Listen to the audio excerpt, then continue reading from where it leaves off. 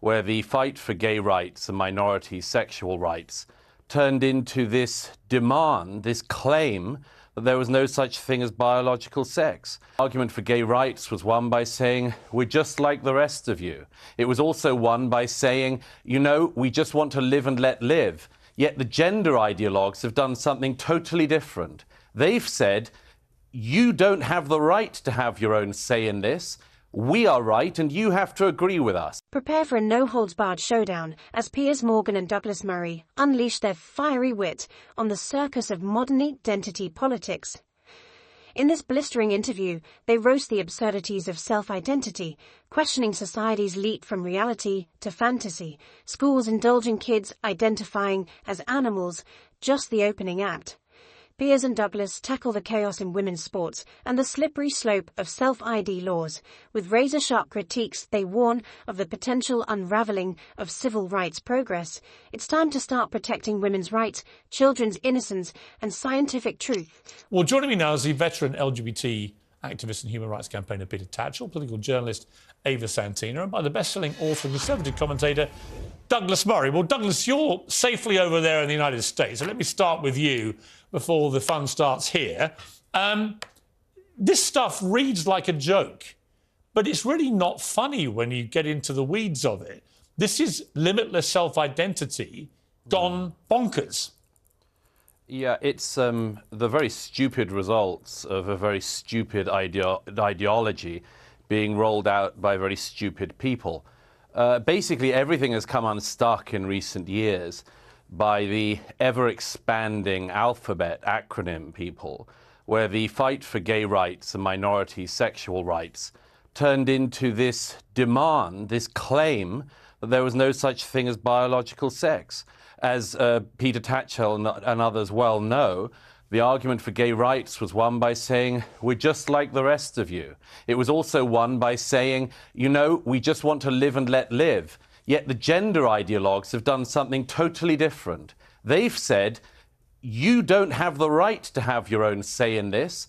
We are right, and you have to agree with us.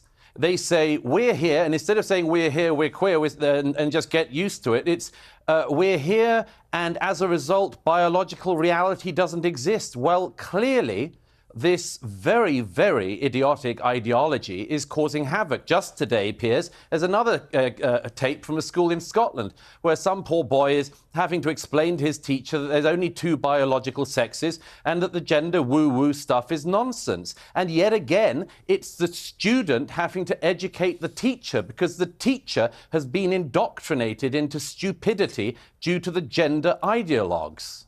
OK, Ava, you're laughing. Why? It's just quite amusing, really. I mean, we're talking about children that are 12 and 13. I mean, when I was at school, I had a girl who identified as a horse, but not in this sort of like problematic way that we're now labelling it. She didn't actually think she was a horse. She was just quite strange and walked around and, you know... But nobody at the school then, no teachers would have tolerated that in the way that this is now having to be tolerated. No teacher would have tolerated bullying of that child. And that's what this teacher in Sussex has done. They've said it's not acceptable for boys in that class to take the mickey out of someone who's obviously clearly just a child and they're exploring their imagination. Who says they're a cat? Yes, but... Piers, they're 12. And he's actually interfering with the lessons by talking in cat language, including meowing, and if people don't go along with this, refusing to cooperate. Yes. That is not just having a bit of fun being a cat. That is actually assuming the identity of an animal that this person is not, and then insisting everybody else conform to it. That is madness. That's not what's happening. What's happening is there's a child who's slightly more imaginative than their peers, and they are acting out this sort of fallacy, and that's fine. But to make it about trans, this is where it gets dangerous, OK? The Telegraph... Oh, it's very damaging to trans people. I agree. Right, OK. I agree with that. The reason it's most damaging, the Telegraph have been reporting this, it's up 400% in the last couple of years, them reporting trans issues. The circus of self-identity has spiralled into absurdity, where biological reality is tossed aside like yesterday's news. This ideology demands blind allegiance to fantasies, insisting everyone plays, along with delusions of grandeur. When schools entertain the whims of children identifying as animals, it exposes the lunacy infecting society. It's time to reclaim common sense and project the madness masquerading as progressive thought. I don't understand why they've got this weird obsession with going into Let me explain why. classrooms. Let me explain why. No, it's quite gross. Let me explain why. When you have in women's sport 6'4" biological males destroying biological females at elite sport level in swimming pools, on racetracks, in other sports, that's when it becomes a full frontal assault on women's rights to fairness and equality. Yeah. And when you include them going into dressing rooms and so on and mixing with biological females, then there's a safety issue. When you have, as we had in Scotland, a male rapist identifying at his trial as a woman to get put into a woman's prison and being sent there by the female boss of Scotland at the time, who's now obviously in her own troubles, that is why this is happening. Kids are watching all this stuff, and as kids do, they want a piece of the action. No, Piers, don't be ridiculous. There is nothing, there's no similarity between a child wanting to be a cat when they're 12 years old and someone competing in the Olympics. Oh, there is. There is Peter, no comparison. Peter, you and I have had a lot of civilised conversations about all this, right? And I want to continue that. I don't think that the trans community gets helped at all by any of this, right?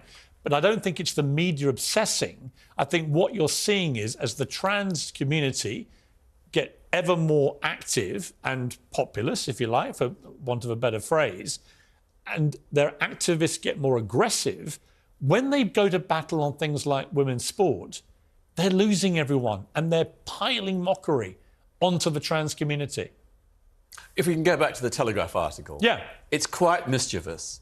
Out of the, I don't know, million or more pupils in our schools, they come up with 5 examples. 5 examples out of a million. Now, that's wrong. I agree it's wrong. But, as Ava says, the kids are just acting out fantasies. When I was a little kid, I wanted to be Robin Hood. But that's fine. That's fine. But the schools should not be tolerating it. But the schools are not. A teacher should not be saying, if you believe that women have vaginas and men have penises, you have to leave the school. That is complete nonsense. No. Right? In this particular case, the Telegraph cited this handful of examples. They were by teachers, individual teachers. They were not school policy. And in at least one case, the school disowned the teacher and the policy and said that it wouldn't happen again. But what about this case in Rye College? Well, yeah, I'm sure there are some examples of excesses. But on the basis of those exceptions, you can't make a generalised attack upon the school system and suggest that all our kids are being propagandised in this way, because it's simply not Well, when you hear happening. that teacher, I think, to bring Douglas back in, when you hear that teacher, there's clear evidence of what we've all been fearing has been going on, which is a teacher caught on tape literally spewing nonsensical gender ideology propaganda. But one teacher. Yes, only I think, one teacher. One out of teacher- tens of Well, thousands. hang on, one teacher caught on tape. think- Right, there've been many other instances of this being reported, but no one's actually had it on tape. It's a bit like, I would liken it to the Partygate scandal, when we finally got a video of the people having what was clearly a party. There have been lots of rumours about it. So now we have a teacher clearly on tape doing this But stuff. it's not official school So, policy. if I may, Schools across the if I country may. are Well, not... she's still, to I'm my not knowledge, sanctioning this. she is still working at that school. Douglas. The transgender ideology has morphed from a plea for acceptance into a full-blown assault on biological reality and common sense. It's not just harmless child's play when biological males dominate women's sports or when rapists exploit self-ID laws. This madness has infiltrated our schools, with teachers indoctrinating children into rejecting basic biology. The few recorded incidents likely represent a larger hidden problem. If I may, first of all, Ava rather unfortunately misspoke earlier when she said that the schoolgirl in question was acting out a fallacy. I think you meant a fantasy. But actually she is acting out a Thanks, Douglas. fallacy. Thanks ever a so much. fallacy. But do you know what I find fascinating? She was right with fallacy. Do you know what's a fascinating fallacy about which Douglas? has been propagated. A fallacy which has been propagated by gender ideologues and is doing profound damage to gay people, among others, in our society, as well as women. Like and let me you've ever explain very cared. quick. Let me Ever cared. explain very quickly why. I can't quite hear you, but I can hear you muttering something. Let me quickly explain why. A poll that just got published in the United States showed that among the general population, support for gay marriage has been starting to decline in the last year. Why is that? It's because the arguments that actually brought about liberal rights for all minorities in the last few decades have started to get turned on their head and turned against people. What is the source of that? It is the gender ideology movement. What is the tripwire for the general public? It is children. It is people learning that their children are being taught nonsensical things. It is being seen by the wider public, most of whom are heterosexual and don't need to identify as cis or anything else. It is being seen from that vantage point as the LGBTQIA+ movement losing control of itself. And so a backlash is starting. And the backlash is coming because people are lying to children and are using children for medical experiments. There's nothing funny about that. There's nothing that should cause levity in that. It should be treated by adults seriously. OK, No, Ava? So, Douglas, it's really important, actually, all of that point that you've just brought up. It's very on brand for you because, you know, you like to stoke fear. You've actually made a career out of it. I'll take you back to your book, The Strange Death of Europe, and you made a big fright. You know, you frightened the entire public about your thoughts on Europe, and we ended up in Brexit. You weren't the sole contributor to that, but you were a big Can we voice stick in on to that. the Ava, theme? I will. I may And then, you know, say now very we're talking quickly. about LGBTQ. If I may say so and you're very creating... quickly, Hang on, Piers. you spoke. I'm speaking. No, I'm speaking. I'll You spoke. reply. This is, I mean... And I'll reply. Hello. I haven't Let finished. Ava speak, please, Now, Douglas. back on the trans issue, when you're talking about LGBTQ, what you've just done there is basically say that the whole of America, who have historically had a problem with gay marriage, are now turning on it because a couple of children in a classroom in Sussex want to be a cat. If you can't see the ridiculousness in that argument, I can't help you. The bigger issue first of is all, I must there is no respond such to thing Ava, as gender Piers. ideology. We I all must have respond gender to identities. You identify as a man, and I fully respect you. Well, no, hang on. I don't identify as a man. I was born a biological male. Yes. That's where this whole thing Piers, you need to let me goes come in. rogue. I'll bring you back in, Douglas, in one second. That's where the whole debate goes rogue. You were born a biological male. You were born a biological female. Douglas, biological male. This is just a fact.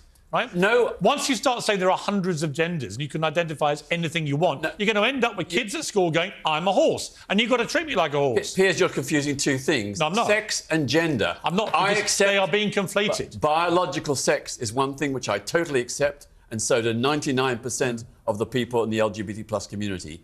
Gender is something different. Gender identity is how you see yourself. And do you believe it's limitless?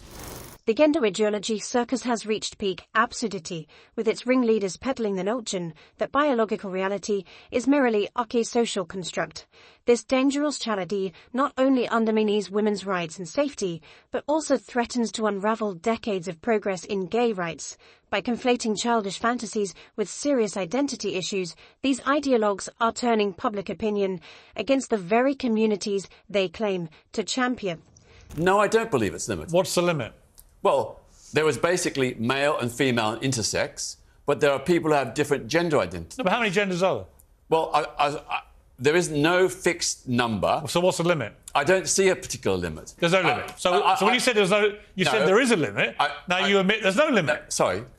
Well, there is male and female is identity. there a limit or not to There's the number of genders? intersex identity. No, that's sex. But gender, is there a limit to number of genders? Well, there are some people who are asexual. That's an identity. No, there are some the BBC. people- The BBC has put in education videos. There are 100+ genders. Well, I don't agree with that. I don't agree with that. So what is the limit? What's the number? Well, I'm not going to specify a particular number, but it's Right. it's very small. But where do Very you draw? small. Where do you draw the line? Well, I draw the line based on science and evidence. And we know that there is a thing called intersex, where people are born with a mixture of both That is male, literally what it says on. both That's what it male says and on the female. tin. That is intersex. Yeah. People are born with chromosomes from both, Yeah. right? That is a medical condition. Yeah. That's inarguable, right? We're talking about gender. Well, Douglas, trans identity is also a biological fact. I know, but once I rooted in brain structures and processes. I understand it, but once as the new people- science shows. But once you get into 100 genders, people can we're not literally... debating 100 genders. Well, actually, the BBC has taught kids that. This is back to Douglas's point about affecting the brains of impressionable young kids. Well, I don't agree with that. I don't agree with the BBC if they're saying 100+ genders. OK, Douglas. Very quickly, I don't know, Ava, anything about your career. I don't know if you have one. But you did try to imply that you knew something about mine, and you just showed you know nothing about it, because actually my 2017 bestseller, The Strange Death of Europe, was not about the EU. So you should learn at some point to read more than the title of the book before commenting upon it. It was about, and it was about so migration. Let me very quickly... And how rude are you? How rude are you? Very quickly, You've built a career out of fear-mongering, and you're now importing those evangelical American ideas onto UK television. You haven't even built a career, have you? You haven't even built a career. What are you talking about? I'm on the same panel as you, Hun, and we're getting the same... Do you know what? I'm going to wrap... The gender delusion epidemic has metastasized, infecting our educational system with its toxic nonsense. This intellectual cancer spreads unchecked, mutating basic biology into a grotesque carnival of make-believe identities. Our children are being force-fed a diet of pseudo-scientific garbage, their minds poisoned by charlatans masquerading as educators. It's time to excise this ideological tumour before it renders an entire generation incapable of distinguishing fact from fantasy. Saying you've both got wonderful careers, or you wouldn't be on Piers Morgan Uncensored. Before I let you go, Peter, though, I want a quick reaction. Elton John today reacted to the Philip Schofield scandal and said that he believed it was totally homophobic, that if it had been a man having a relationship at work with a 20-year-old woman, there would be no scandal. What's your response to that? I think there's a whiff of homophobia. I wouldn't say total homophobia, but there's a whiff, because we know that when big celebrities like Leonardo DiCaprio, Peter Stringfellow, Elvis Presley and so on, when they had relationships with young women much, much younger, there was tut-tutting, but there wasn't the kind of witch-hunting atmosphere that Philip Schofield has experienced. Now, I'm saying that as someone who says that, you know, his own private life should be his own private life unless he's harmed someone else or committed a criminal offence. Otherwise, it's for him... Do you know, 40% of all marriages used to begin at the workplace, and historically with a man in a higher position at work. That's how people used to meet and fall in love. It would be the boss, the secretary and so on. That's not going to happen anymore, is it? I mean, what the Schofield template now is you cannot actually really have any relationships at work. And my only response to that would be, OK, how are people going to meet their partners for life, actually? It's an interesting question socially. If 40% of marriages began at work and work relationships become taboo, where does that leave society? Online, though, isn't it, you know? Huh? It's Gen Z now, it's all online. We don't talk to each other. There you go. You know? Well, there you go. The only thing we should be concerned about, was a crime committed? Was anyone harmed? We don't have any evidence of either in the case of... No, we don't at the moment, unless the other man concerned comes out and contradicts Philip Schofield's story. There is no crime. Until then, the man is innocent. Yeah. Innocent until proven guilty. I don't disagree. Peter, we reached a point of agreement. Always a good place to end. Ava, congratulations on your stunning career, which has brought you to the desk of Piers Morgan Uncensored. Douglas, always a joy over there in New York. Great to see you. The uproar over workplace romances reeks of hypocrisy as society selectively vilifies relationships based on outdated moral outrage. While past generations found love at work, today's puritanical witch hunt threatens to banish personal connections from professional spaces entirely. This absurdity ignores the real issue, whether any harm or crime occurred. Instead of policing consensual relationships, let's focus on genuine misconduct and preserve the freedom to love. Piers Morgan and Douglas Murray unleash a blistering takedown of gender ideology gone wild. They skewer the absurd notion that biology is just a social construct, mocking the idea that kids can identify as cats while schools play along. Is common sense extinct? They argue this isn't just harmless fun, it's a full-blown assault on women's rights and gay progress,